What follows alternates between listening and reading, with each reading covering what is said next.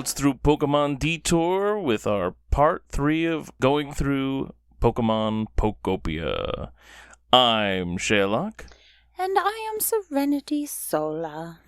And together we are journeying through building all kinds of fun things in the various islands of Pokopia and covering our adventures throughout it. And this week we are going through apparently the controversial Bleak Beach, because it's very bleak. It's one of my favorite locations, and it is Serenity's least favorite location. It makes me scowl. Ruby thought she was in trouble at the mention of it. Yeah, a big part of... I love the ocean and beaches and all that stuff, so that's a big part of the reason I loved it so much. And I think it was the first place I went to after Withered Wasteland. I eventually went back and forth between Rocky Ridges and this place, but this was the first door I went through.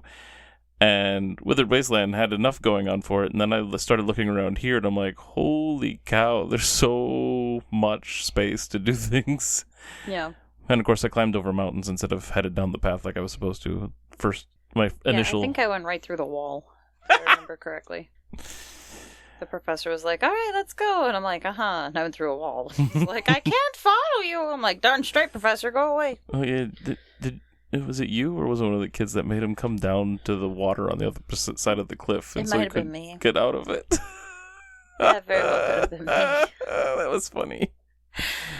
Or for Professor Tangrowth. This is why, leaders in my life are annoyed with me. Like, darn straight, we're going this way.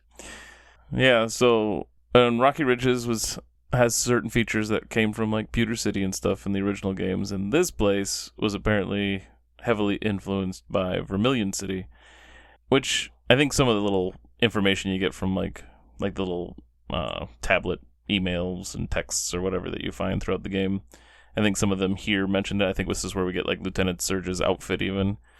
So I kind of knew that at one point, but as I was wandering around multiple times and then visited Rocky Ridges, I still hadn't noticed the boat off in the distance. Oh, really? Yeah. It took me my second or third visit to Bleak Beach to find it, and I'm like, wait, what is that? And I was so excited because the SS Anne is a feature in the game as well, the original ones. Who knew? I definitely noticed that out there pretty quickly. Yeah. Yeah, I get honed in on everything that I was doing right there. I spent so much time just by the Pokemon Center, and then just that little part of that little island, I guess, among the islands where the Pokemon Center is. Yeah. I spent so much time working on things there that I didn't even venture off of that for a while. Sure. Building little huts on the beach and helping Meowth with his house and all that stuff. But yeah, here it's quite bleak for a while until you finally finish the quest line. So it's really, really dark all the time. Yep. And they keep saying they want it brighter. And you ask Professor Tangrowth what to do. And they're like, if only it was brighter. It's a Tangrowth woman. And then every if time. you talk to him more, he's like, if you need anything or if you get stuck, just come talk to me. And so you go talk to him and he's like, it's not very bright around here. So what, I ask you, Shea Locke, does that indicate one should do? Make it brighter. Yeah. Yeah. Add 7 million streetlights, go around to every single house and add a lamp. That's one option. Sure. And you know what Professor Tangrowth has to say about that? I sure wish it was brighter. Yep. You could even break down some walls and find the Snorlax and make it brighter for him and make some noise to wake him up. And you know what Professor Tangrowth has to say about that? I wish it was brighter. Yes. And you can set up habitats and catch all kinds of new Pokemon and bring them to your island. And you know what Professor Tangrowth Oh, thanks. has to say? He says, thanks for doing all that. No, sure wish it was brighter. So, I remember on our first island, Withered Wasteland, there's that whole fiasco with making it more humid. Yeah. And they mentioned, we just need a lot more water. And so I created a whole, because I couldn't, make new water, but I could make it so it would make its own new water by, doing the levels, because every time it falls, it creates a whole new length of water. So that water spout in the wall that's in that main area, I just kept, like, I ruined the road and everything. I even got the water to flow all the way to the beach through that tunnel. I was, like, determined to get plenty of water, and the percentage never moved. And I'm like, well, that's annoying. Like, so obviously I had some specific things I was supposed to do. And so when I was doing Bleak Beach, I also ran into the problem of, I wish it was brighter. So, of course, I added a few lampposts and more electricity or whatever I had to do. And I didn't add as much as you did by any means. And it didn't move a muscle on, like, the brightness factor. And I'm like, all right, so I'm missing something still. So I didn't just continue doing that. Like, that's the only indication that I have to do anything. Not once is he like, maybe you should look in your request things and see. Well, at one point he did ask for, like, the habitat for Trubbish, and I think that was a key factor you needed for Trubbish to make a comment. No, I don't think it was. Like, I did do that, but it didn't matter because I'd already gotten another garbage Pokemon. So, like, I didn't need Trubbish. I don't remember what I did need. I think you needed Trubbish because I think, not because you needed a garbage Pokemon, but because that was the specific one he wanted you to get, because then Trubbish says some stuff about the light as well. I can't remember. Because I remember I had a dead end for a little bit where Trubbish was just sitting by Tangrowth for a long time talking about the lamppost there, and I'm like, well, you have light. What do you need? Yeah, I know you said that, and I, like, did do that, but then it was some other thing that started the catalyst for everything happening. I don't remember what it was. I know there's a block sitting in front of the Poke Center, and, like, I was punching it and cutting it. Oh, and yeah. All the things to but it. not talking to it. And everyone's like, that block sure looks weird. And I'm like, yeah, it does. So I'm doing all the things to it to try to move it. Or break it open. So you didn't or see what's inside. Or pick it up. I didn't think to talk to the block. You're right. Well, okay, but when you Funny. find like the little glowing habitat, or not habitats, the little glowing like iPads and stuff like that, what do you do to pick them up and read them, or to collect the discs that are hiding in the disc holders or whatever? I don't remember. You hit the A button, the same thing you do to talk. It's the interact button. Well, I definitely interacted with it, but apparently not correctly. You don't play enough video games. that was your problem with that one. Beyond frustrated with Bleak Beach. Like, I had everything else squared away that I possibly could have. And then when I finally did start getting somewhere, like I was getting Trubbish, and I got Torchic, which was also a little, like, frustrating to me because I'm like, I have Torchic. Where is he? We had him on our shared island. And so, like, I didn't have him in my save, but I'd talked to him and all that stuff. So I thought that I had him. And I'm like, why are they so hung up on getting Torchic? That was probably another spot for your story then, because he is an important part to move this plot along. Yeah. That was the bigger thing, was to have Torchic for me. And then, yeah, they're like, oh, maybe there's a Pokemon over in that mountain. I bet there's some rocks that look funny. And I'm like, you mean the ones that I broke 3 weeks ago? And found Snorlax behind? Yes. There were some funny blocks over there. So then, yeah, you helped me out a little bit and showed me that I have to, like, keep talking to the same Pokemon over and over. Well, that's because you had to keep collecting on the missions, because they would give you the mission, but you already had done it. And so then you have to collect on it to confirm it. Some of them, they'll be like, oh, wouldn't it be great if this Pokemon was here? What? You already got that Pokemon? Sometimes, That's yes. wonderful. And that's what I expected. But no. They're like, can you go look at that hill over yonder and find something? And I'm like, okay, where am I looking? Should I break this entire mountain apart? I'll find it. And then I go talk to them again, and they're like, oh, yeah, that Pokemon you found last week? That's what we're talking about.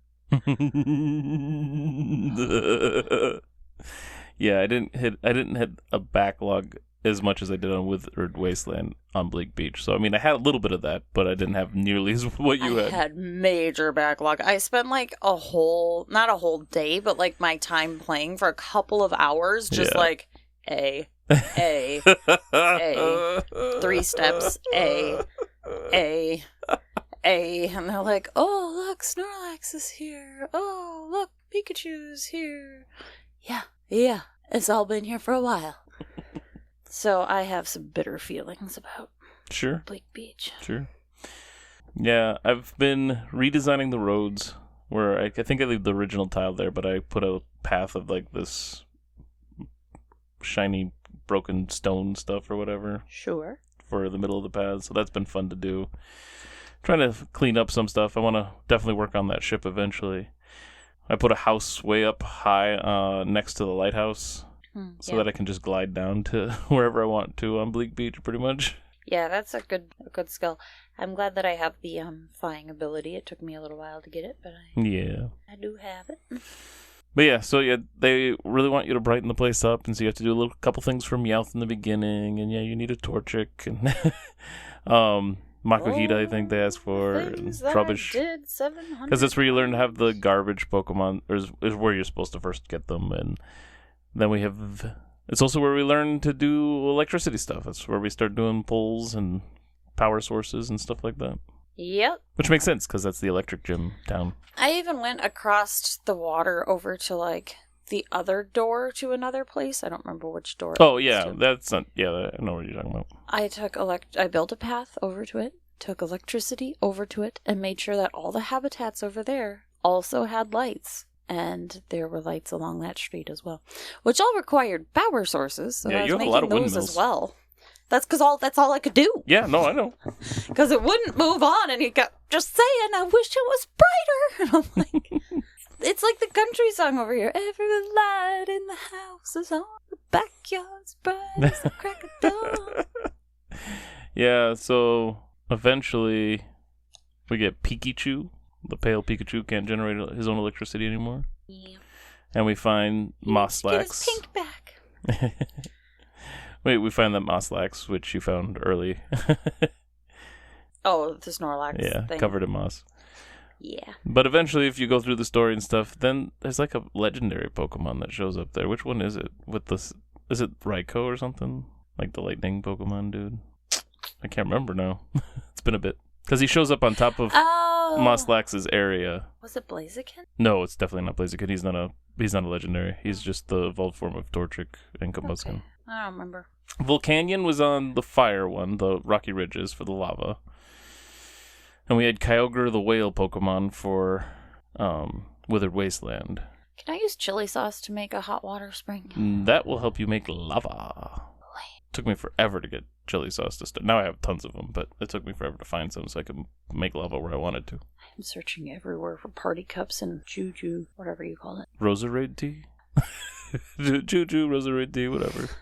Yeah, this is also the island where we get like Paldean Wooper, who teaches us how to suck up water, so we can actually move water around, and lava if you have lava.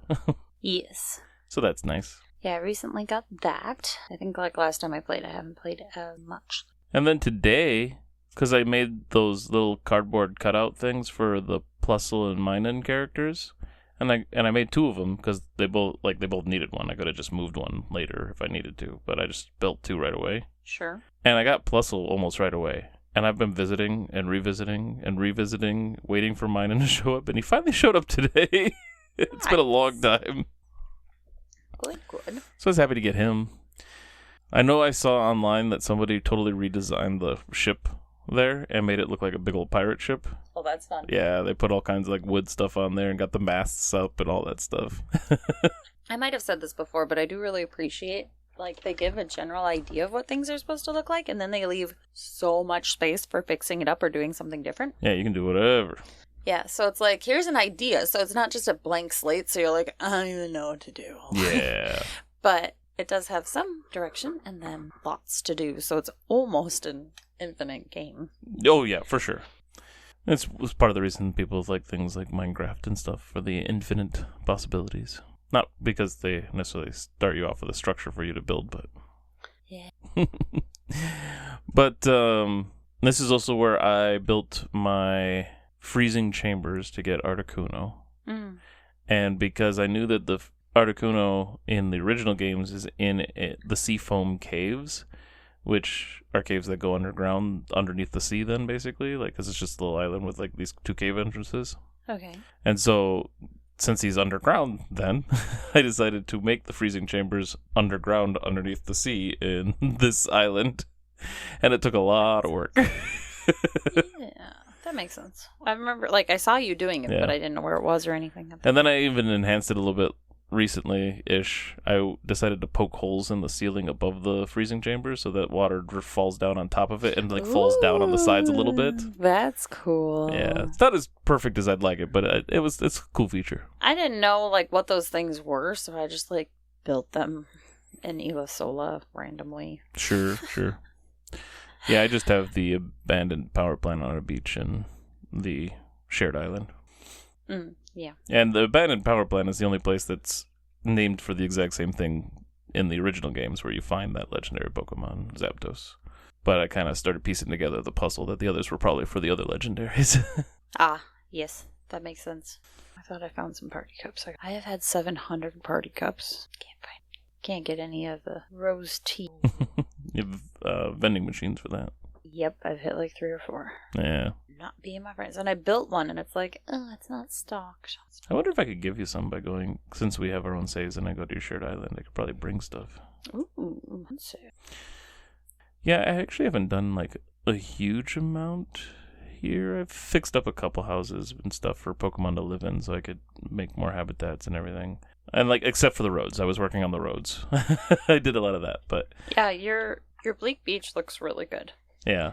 I remember one time when you were like running through for something, I was like, wow, it's all... Yeah. Yeah, and doing the road stuff is much easier once you have like Magnemite or whatever, so... Yeah, I still don't have it.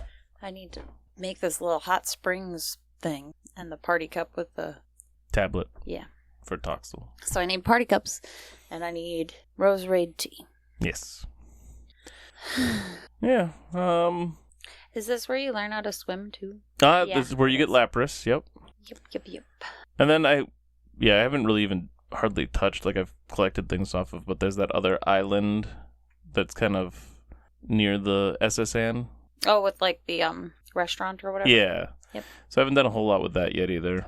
I certainly have plenty of ideas for this place. I just haven't executed much of it yet. Yeah. And there's a really cool cave area too, like a cave system that you can go in underground. Oh, really? Yeah, it's right across from that restaurant beach. Basically, is one entrance to it, and it goes like all the way to the other side where I climbed up the mountains at the beginning, and you could find your way out of there that way too. Do you have to swim or walk? Before I could swim, I went in there by building a narrow brick path. Yep, I did the same thing. That's why as soon as I said that, I was like, nope, I know. Yep. So, because they have a boardwalk somewhere in there, and that's actually where I created like the Zubat place, because he really wanted it dark, so I found a place back there and created a habitat, like an area for him to live. Yes, I'm back there right now. Nice. Swimming through. Yes. And whatever legendary Pokemon shows up, after he does, then finally you get sunshine and stuff, and the place lightens up quite a bit. Yes. I'm lost. And then Pichu gives you a quest to find all these other friends of his to bring them to him.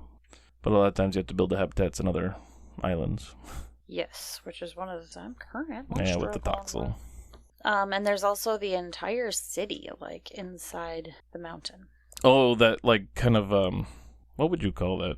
But where it's just surrounded by the mountain, you mean? Yeah, it's like living inside a volcano, like... Yeah, like a defunct volcano. Yeah. Oop, that's not the right Yeah, there was automatically a water wheel there, I think. Yeah, I think so, but there was no water at first. Oh, was there not? Okay, I couldn't remember if I had to break that open or not. I'm stuck. But then, and there's like a house. I wouldn't say there's a whole city there. There's like one house that you can rebuild or whatever. I'm trying to get there. I have to go back. I got lost in the cave somewhere. I have to go back to my home. Yeah, the cave system kind of goes right behind that area, actually. Yeah. Yeah, I kind of like that town or whatever inside of the mountain because it is very blank, but it has a little bit of direction. Yeah. And I think that's fun. Definitely. There's also a really cool house up on top, right in, like on the front part of that mountain, where that little town is, you know? Okay. That kind of overlooks the main area of the beach, Bleak Beach. Huh. It's all broken apart, but there's a big old house up there. To go check. I don't know. I haven't been up there much since I very first came. And I definitely want to put that thing back together. I put a windmill up there. Yeah, I have a couple of windmills up on top. And then I built a platform, like I said, next, like on the, I don't know which direction anything is in that game, but Yeah, there's no north or south. Right. But there's a lighthouse that's on one side of that mountain range that surrounds that area, you know? Yeah. And that's where I built a platform for my one house, where I've been living in that island. Find this house you're talking. If I were Magnemite, this would be a whole lot easier. You don't want me to tell you where to go for that. So. No, The house that's broken up is not by the lighthouse. Oh. My house is by the lighthouse. It's on the if you're looking, I don't know how to explain it. It's right above like the swampy water, dirty water, whatever it is. Oh, is it where you first come in with Professor Tangrowth? Not exactly, but close to it. Yeah, that place. I don't know if I've ever paid much attention to it. I see it often because I live up close to it. Oh, I just found something. Oh, nice. What'd you find? The online Pokemon contest on the 4th of this month was won by none other than Isabel and Vulcan, the Ninetales of the Vermilion City Pokemon Fan Club. Vulcan received 15,000 likes that day, beating the second-place winner by a wide margin. Oh, nice. Spoiler. Oh, and I learned the thumbs-up emote. Yeah, I've seen this up here, but I don't know if I've actually been inside of it. Yeah, I definitely want to create kind of like a nice, fun, beach resorty kind of area. Yeah. Yeah. Not on that thing, but... I kind of have had fun out behind the Pokemon. Yeah, that's kind of where I was thinking of maybe making that resort, that or that other island. Oh, this had that really obnoxious house that I was trying so hard to make a home. And they'd be like, oh, it doesn't look quite right. It doesn't look quite right. Oh, yeah, I tried to make a hot spring over it, and now it's filled with lava. Yeah, I don't even think I have lava in this area yet. Dude. When I got my lava drink, the chili sauce, whatever, I went right to my shared island so I could create lava on that island so I could have access to move lava wherever I needed to be. I created a really cool, splitting lava waterfall, too. Fancy. Yeah. No more lava problems here so far. Did you have lava problems? That was in Rocky Ridges, yeah. Yeah. Yeah. I fixed that one. But yeah, that was a mess for a bit. Oh, I bet I know. I bet there's paper cups over at the restaurant. Well, there might be. I'm gonna go look. Well, is there anything else you wanted to go over about Bleak Beach? Apparently, it's really important to look at your tasks that the Pokemon have given you by pushing plus and clicking on the little Pikachu or Eevee face with the exclamation mark. Yeah, that can be helpful. Dang nabbit, there's no paper cups here either. Well, if that's about it, then let's go into our Pokedex entries. Who's that Pokemon? Gloom, weed Pokemon. The nectar it drools from its mouth smells so atrocious that it can make noses curl from more than a mile away. That's the one that's made after an actual plant. Yeah, there's a few. There's a lot, but it's definitely made after an actual. All right, number 22, Weepinbel, flycatcher Pokemon. Even though it is filled with acid, it does not melt because it also oozes a protective fluid. Noctowl, owl Pokemon. Its eyes are specially adapted. They concentrate even faint light and enable it to see in the dark. Number 60, Gastrodon, but I only have the East Sea version. Sea slug Pokemon. They normally inhabit rocky seashores, but in times of continuous rain, they can sometimes be found in the mountains far from the sea. Number 66, Gurdurr. Muscular Pokemon. They strengthen their bodies by carrying steel beams. They show off their big muscles to their friends. Number 68, Litwick. Candle Pokemon. While shining a light and pretending to be a guide, it leeches off the life force of any who follow it. Number 69, Lampent. Lamp Pokemon. Lampent appears at the moment of death and promptly absorbs the spirit as it leaves the body. Ugh. Number 70, Chandelure. Luring Pokemon. The spirits burned up in its ominous flame lose their way and wander this world forever. Oh dear. 76, Goodra. Dragon Pokemon. Its form of offense is forcefully stretching out its horns. The strikes land 100 times harder than any blow from a heavyweight boxer. Number 78, Pichu, tiny mouse Pokemon. It has electric sacs in its cheeks. When they're fully charged, Pichu plays very energetically. Number 79, Pikachu. And I'm going to read the one for the pale Pikachu. So Pichu. When its friends were sick, this Pokemon repeatedly shared its own electricity with them. As a result, its physical structure changed and it became unable to generate electricity. Pikachu. Number 79, Mouse Pokemon. Pikachu that can generate powerful electricity have cheek sacs that are extra soft and super stretchy. Just like how mamas who can generate new babies have extra soft and super stretchy stomachs. Exactly. Number 81, Zubat, Bat Pokemon. It has no eyes. Instead, it relies on its ultrasonic cries for echolocation to flit about in darkness. Number 82, Golbat. Its feet are tiny, but this Pokemon walks skillfully. It sneaks up on sleeping prey before sinking its fangs and slurping up blood. Just like me. Number 83, Crobat, Bat Pokemon. It flies so silently through the dark on its 4 wings that it may not be noticed even when nearby. Number 84, Meowth, Scratch Cat Pokemon. Appears to be more active at night. It loves round and shiny things, and it can't stop itself from picking them up. Number 85, Persian, Classy Cat Pokemon. The gem in its forehead glows on its own. It walks with all the grace and elegance of a proud queen. Number 86, Psyduck, Duck Pokemon. It is constantly racked by a headache. When the headache turns intense, it begins using mysterious powers. Number 87, Golduck, Duck Pokemon. It swims gracefully along on the quiet, slow-moving rivers and lakes on which it is so fond. And number 88, Growlithe, Puppy Pokemon. It has a brave and trustworthy nature. It fearlessly stands up to bigger and stronger foes. Number 90, Farfetch'd, Wild Duck Pokemon. It always walks about with a plant stalk clamped in its beak. The stalk is used for building its nest. Number 91, Grimer, Sludge Pokemon. Born from sludge, these Pokemon now gather in polluted places and increase the bacteria in their bodies. Number 92, Muck, Sludge Pokemon. Smells so awful it can cause fainting. Through degeneration of its nose, it lost its sense of smell. Number 96, Voltorb, Ball Pokemon. It is said to camouflage itself as a Pokeball. It will self-destruct with very little stimulus. Number 98, Exeggcute, Egg Pokemon. Using telepathy only fellow Exeggcute can pick up on, they always form a cluster of 6. Number 99, Exeggutor, Coconut Pokemon. Each of Exeggutor's 3 heads is thinking different thoughts. The 3 don't seem to be very interested in one another. Like me. And that's the truth. You don't have 3 heads that are interested in each other? What the? Inside. Ah. There's lots of little Serenities. Without much serenity. Alright, number 100, Happiny. Playhouse Pokemon. It carefully carries a round, white rock that it thinks is an egg.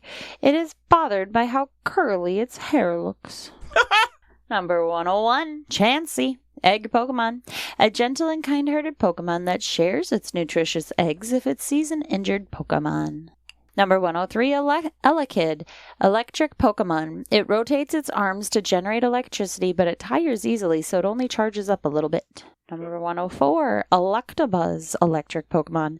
Its body constantly discharges electricity. Getting close to it will make your hair stand on end. Number 105, Electivire, Thunderbolt Pokemon. A single Electivire can provide enough electricity for all the buildings in a big city for a year. Number 106, Lapras, Transport Pokemon. A smart and kind-hearted Pokemon, it glides across the surface of the sea while its beautiful song echoes around it. Number 108, Snorlax, Mossy, Sleeping Pokemon. This Pokemon tried to sleep off its bad mood after it lost a fight, but it slept so long that dirt piled up around it, leaving it buried. During its long slumber, it forgot all about the Pokemon it lost to. Number 108, Snorlax, regular form, sleeping Pokemon. It doesn't do anything other than eat and sleep. When prompted to make a serious effort, though, it apparently displays awesome power. Number 109, Spinarak, string spit Pokemon. With threads from its mouth, it fashions sturdy webs that won't break even if you set a rock on them. Number 110, Ariados, long-legged Pokemon. It spins string not only from its rear, but also from its mouth. It's hard to tell which end is which. Oh, no. If you can't tell, don't bother looking. Number 111, Mareep, wool Pokemon.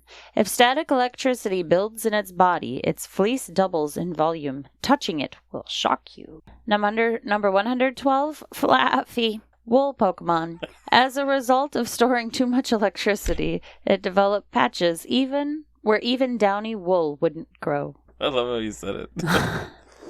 Number 113, Ampharos, light Pokemon. When it gets dark, the light from its bright, shiny tail can be seen from far away on the ocean's surface. They actually use this Pokemon in a lighthouse in their second games. That's fun. Yep. Number 114, Azurill, Polkadot Pokemon. Its tail is packed full of the nutrients it needs to grow. Number 115, Marl, Aqua Mouse Pokemon. The oil-filled tail functions as a buoy, so it's fine even in rivers with strong currents. Number 116, Azumarill, Aqua Rabbit Pokemon. Its long ears are superb sensors. It can distinguish the movements of things in water and tell what they are. Number 117, Wooper. Paldean form. Yes. Poison fish Pokemon. After losing its territorial struggle, Wooper began living on land. The Pokemon changed over time, developing a poisonous film to protect its body. Number 118, Clodsire, spiny fish Pokemon. It lives at the bottom of ponds and swamps. It will carry Wooper on its back and ferry them across water from one shore to the other. Number 119, Smeargle, painter Pokemon. This Pokemon secretes multicolored bodily fluids from the tip of its tail that it uses as paint. It hopes to paint the landscape of its birthplace someday. Number 120, Torchic, chick Pokemon. In its belly, it has a sac filled with burning fire, meaning that Torchic feels as warm as a hot water bottle if you hug it. Number 121, Combuskin, young fowl Pokemon. It boosts its concentration by emitting harsh cries. Its kicks have outstanding destructive power. Number 122, Blaziken, blaze Pokemon. When facing a tough foe, it looses flames from its wrists. Its powerful legs let it jump clear over buildings. Number 123, Wingull, seagull Pokemon. Catching sea winds with its long wings, it soars as if it were a glider. It folds its wings to rest. 124, Pelipper, water bird Pokemon. It protects its young in its beak. It bobs on waves, resting on them on days when the waters are calm. Number 125, Makuhita, guts Pokemon.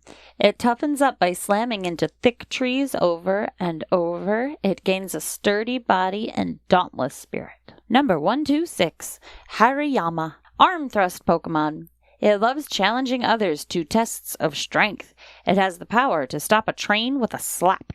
Number 128, Piplup, penguin Pokemon. A poor walker, it often falls down. However, its strong pride makes it puff up its chest without a care.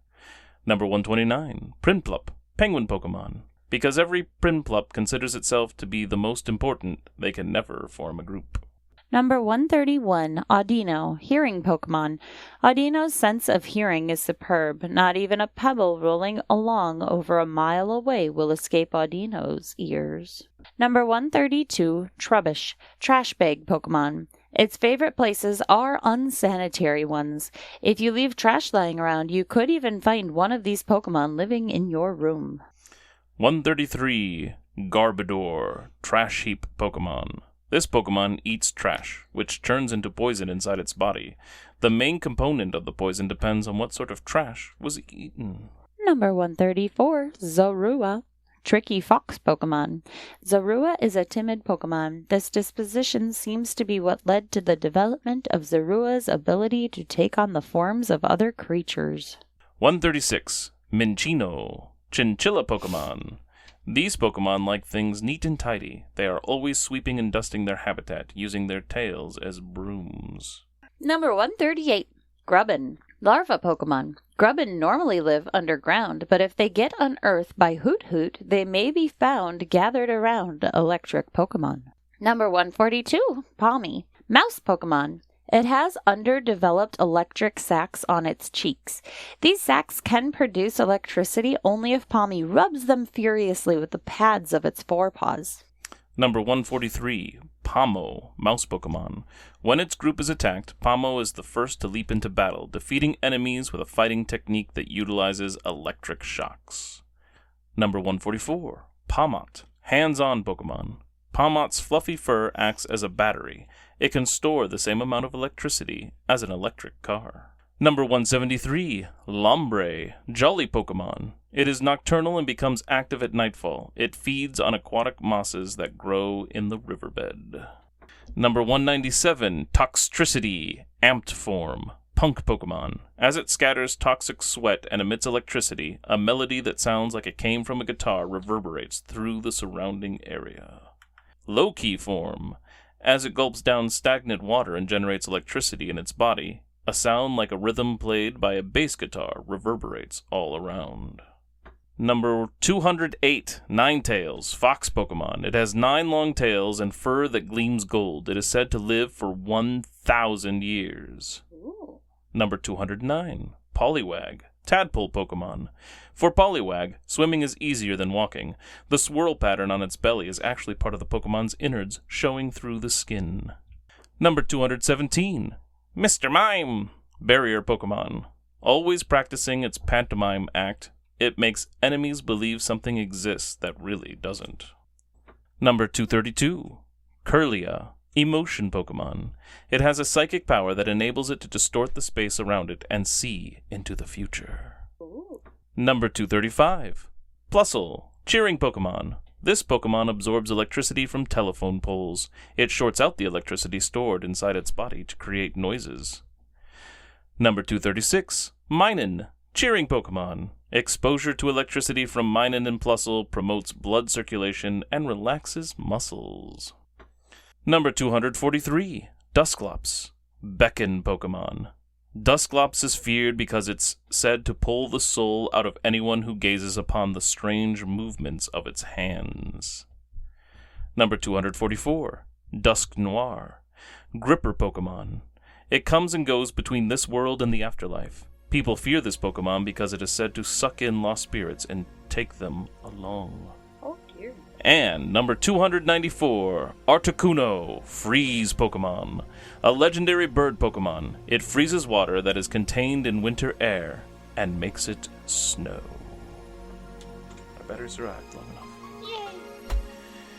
Yay! Alright, well, that is our episode this week. I hope you've enjoyed it, and we will be back next time with the Sparkling Skylands, which I think is one we both agree is a pretty awesome location. Yes.